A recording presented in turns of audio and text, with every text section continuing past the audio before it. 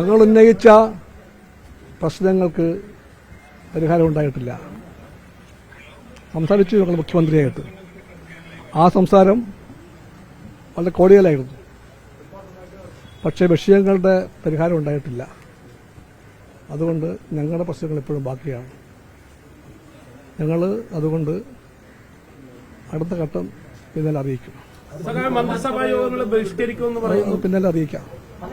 തീരുമാനം എടുത്തിട്ടില്ല. പിന്നാലെ അറിയിക്കാം. എന്തായിരിക്കും പിന്നാലെ അറിയിക്കാം.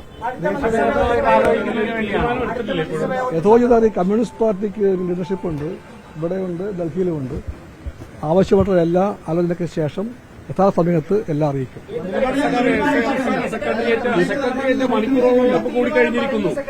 എന്റെ പൊന്നു തങ്ങാതി ബഹളം വെക്കണ്ടേ, ഷോട്ട് ചെയ്യല്ലേ, ശാന്തമായിട്ട് നിൽക്ക്.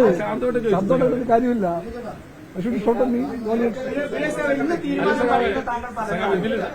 ഓഹോ, അത് പറഞ്ഞോ? ഇന്ന് തീരുമാനമില്ല. ഇന്ന് തീരുമാനമില്ല.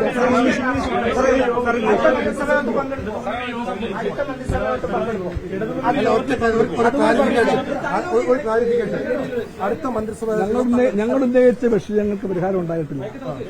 അതുകൊണ്ട് വിഷയങ്ങൾ ബാക്കി നിൽക്കുകയാണ്.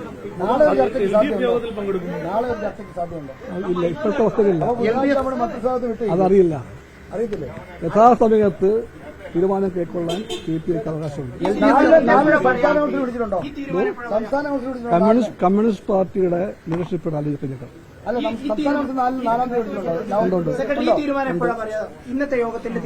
അതറിയിക്കും. യഥാസമയത്ത് അറിയിക്കും.